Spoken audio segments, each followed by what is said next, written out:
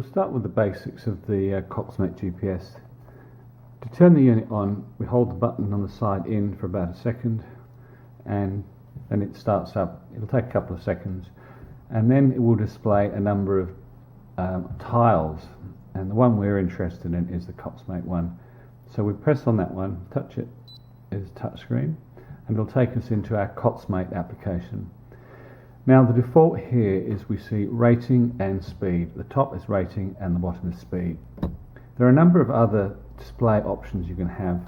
If we just go through the options quickly, each time we press the button at the bottom it'll step on. So the next option is 2+2, and we'll talk about that a little bit more in a moment.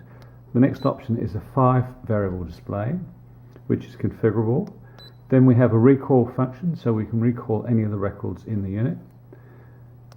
After that we have a mode select, so we can go to mode in workout or run, and we can also go to the navigation assist.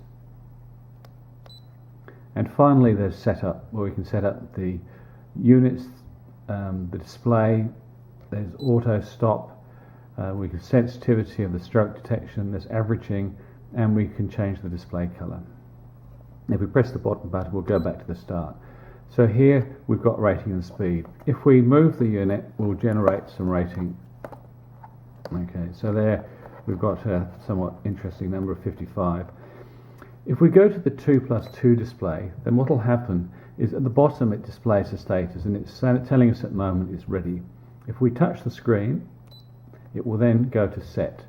From there we can either press the screen, or from the next stroke it will go into run.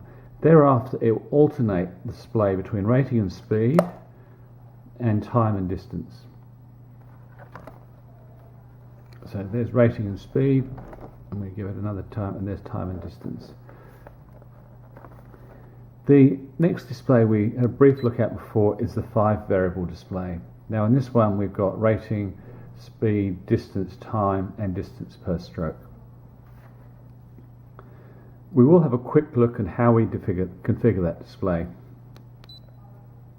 So we go to setup, and then I'll use a pen so that I don't distract the display so much. We touch display, and then we choose the segment that we want to change. So here we've got distance per stroke. Supposing we want average speed, we select average speed, save. Okay, and now we just press the button until we get back to that 5 variable display, and down the bottom we'll see that it's average speed. That's how simple it is to use the unit.